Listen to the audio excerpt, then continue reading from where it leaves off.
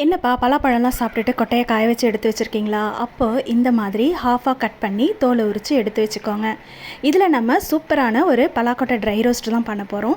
இது சாம்பார், ரசம், தயிர் சாதத்துக்கு சைடிஷாகவும் தொட்டுக்கலாம். ஈவினிங் டைமில் ஸ்நாக்ஸாக பிள்ளைங்களுக்கும் கொடுக்கலாம். இப்போ அதை எப்படி பண்ணுறதுன்னு பார்க்கலாம். முதல்ல இந்த மாதிரி ஹாஃபாக கட் பண்ணி தோல் உரிச்சுக்கோங்க. இந்த மாதிரி உரிக்கும் போது தோல் உரிக்க ஈஸியாகவே வரும். இப்போ இதை ஒரு குக்கரில் மாற்றிட்டு தண்ணி ஊற்றி நல்லா அலசி எடுத்துக்குவோம்.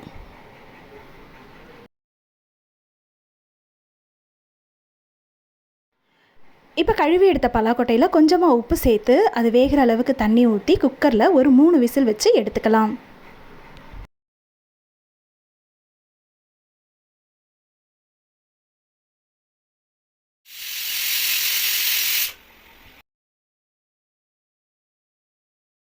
இப்போ பாருங்கள், அந்த பலாக்கொட்டை நல்லா குக் ஆகிருக்கு. இந்த அளவுக்கு விசில் வச்சாலே போதும். சில குக்கரில் ஒரு விசில் வச்சா கூட நல்லா வெந்து வந்துடும். இப்போ இதை நம்ம ஃபில்டர் பண்ணி எடுத்துக்கலாம். இப்போ ஒரு பவுல் எடுத்துக்கோங்க. அதில் இந்த பலாக்கொட்டையை சேர்த்துட்டு இப்போ அதில் காரத்துக்கு கொஞ்சமாக மிளகாத்தூள், அதோட கொஞ்சம் மஞ்சள் தூள், கொஞ்சம் கரம் மசாலா தூள், கொஞ்சமாக உப்பு. நம்ம ஏற்கனவே உப்பு சேர்த்து தான் வேக வச்சுருக்கோம், அதனால் கொஞ்சமாக உப்பு, அதோட இஞ்சி பூண்டு விழுது, இது எல்லாமே சேர்த்து நல்லா கலந்துக்கோங்க. ரொம்ப ட்ரையாக இருக்குது அப்படின்னா கொஞ்சமாக தண்ணி சேர்த்து நல்லா கலந்து வச்சுக்கோங்க. இப்போ ஒரு பேனில் கொஞ்சமாக எண்ணெய் சேர்த்து, எண்ணெய் சூடானதும் அதில் கடுகு சேர்த்து தாளிச்சுக்கலாம்.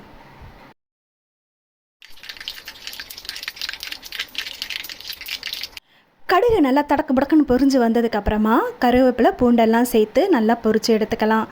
இப்போ இதில் மசாலா கலந்து வச்சுருக்கிற பலாக்கொட்டையை கலந்துக்கலாம். நல்லா கலந்து விட்டுக்கோங்க.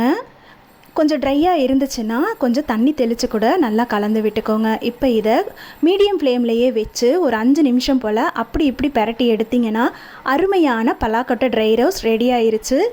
இது நான் முன்னாடி சொன்ன மாதிரி தான் தயிர் சாதம், சாம்பார் சாதம், ரச சாதத்துக்கு ரொம்பவே நல்லாயிருக்கும். அதோட நாம் இதை நல்லா ட்ரை ரோஸ்ட் பண்ணியிருக்கிறதுனால வெறும் வாயில் அப்படியே ஸ்நாக்காகவும் சாப்பிட்லாம். ட்ரை பண்ணி பாருங்கள்.